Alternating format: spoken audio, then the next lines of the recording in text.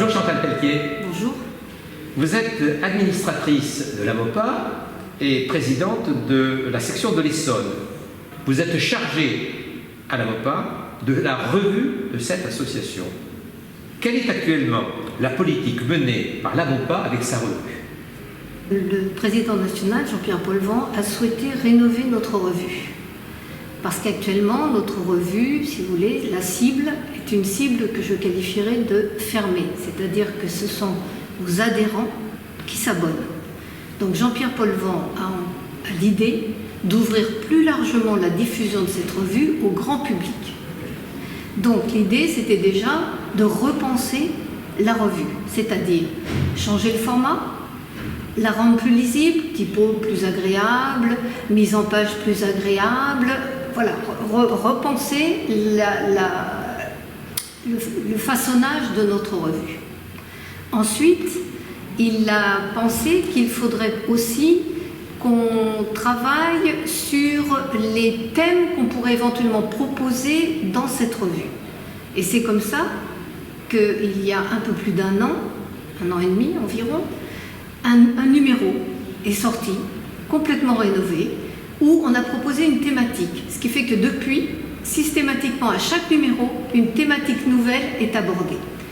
Le dernier en date, le numéro 233, dans le cadre de l'innovation, il y a effectivement une thématique qui a été abordée, comme d'habitude, c'est-à-dire voyage-paysage, mais en plus, toujours dans l'innovation, ce numéro 233 a été accompagné d'un supplément, art et maths, ce qui est quand même, c'est un nouveau concours, et on a mis l'accent sur ce supplément pour valoriser ce nouveau concours. C'est très très riche parce que ces suppléments, on va essayer bien évidemment d'en produire davantage, et en fonction d'événements, comme par exemple le congrès qui va avoir lieu demain, va faire l'objet d'un supplément, parce que c'est un événement, c'est de l'événementiel, et on attirera davantage de public.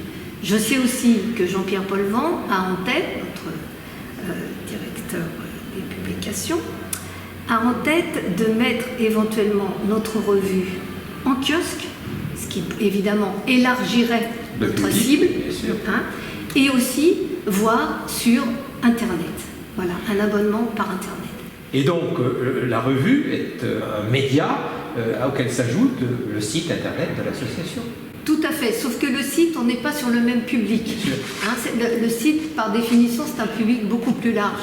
Et c'est pour ça que la politique qui est actuellement en train de se mettre en place, c'est d'ouvrir davantage. Et pour ouvrir, il faut qu'on intéresse. Pour intéresser, il a fallu déjà repenser, comme je vous le disais, le format, la présentation générale, et puis les suppléments. La francophonie, par exemple, là on n'a pas fait de supplément, mais en revanche, le thème, on a collé à la semaine de la francophonie, on a fait le numéro qui a suivi sur la francophonie, on a eu des auteurs francophiles qui nous ont envoyé des articles, qui a fait une très belle revue. On a fait quelque chose sur Villers-Cotterêts, c'était formidable.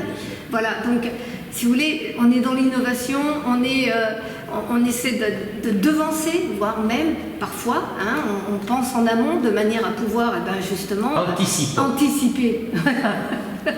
Merci beaucoup Chantal Pelletier. Mais c'est moi, merci.